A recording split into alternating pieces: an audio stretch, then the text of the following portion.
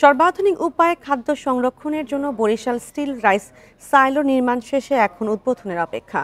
সংরক্ষণাগারটিতে ৩ বছরের জন্য সংরক্ষণ করা যাবে ৪৮,০০০ মেট্রিক টন চাল, যা দুর্যোগে খাদ্য সংকট মোকাবেলায় সহায়ক হবে। ২০২১ সালের জুনে শুরু হওয়া নির্মাণ কাজ শেষ।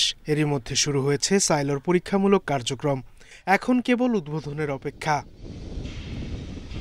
বরিশাল নগরীর ৩০ গোডাউন এলাকায় নির্মিত সাইলোর ১৬টি বিনে সংরক্ষণ করা যাবে ৪৮,০০০ মেট্রিক টন চাল।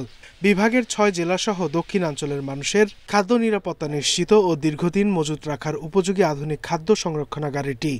সাইলোর আমাদের ৩ বছরের কাজের সমাপ্তি ঘটেছে। এখানে টোটাল কাজের আমাদের আর কোনো অংশই বাকি নাই।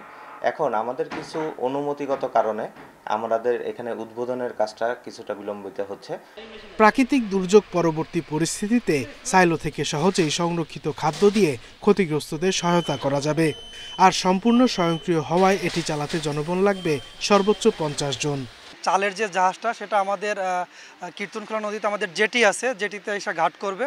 সে কনভেয়ার হয়ে সম্পূর্ণ চালগুলো একদম আমাদের সাইলো ভিতরে এসে পড়বে, ওই জায়গায় গুদামজাত করা হবে। এখানে আমার ব্যাগিং মেশিন আছে 4টা আর প্যাকিং মেশিন আছে 6টা। তো এই 6টা মেশিনের দিয়ে আমরা ঘন্টায় প্রায় 176 টন পার আওয়ার প্রোডাকশন দিতে পারবো। ২০২৩ সালের ডিসেম্বরে চালু হওয়ার কথা থাকলেও নকশা বাস্তবায়নগত ত্রুটির সংশোধন করে নির্মাণ করতে গিয়ে কিছুটা দেরি হয়েছে বলে দাবি প্রকৌশলীদের।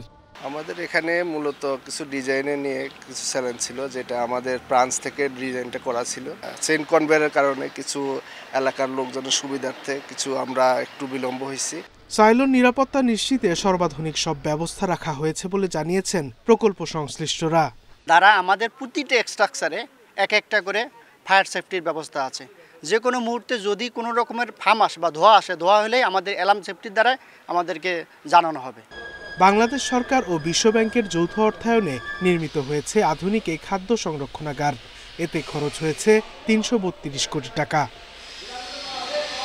Independent news.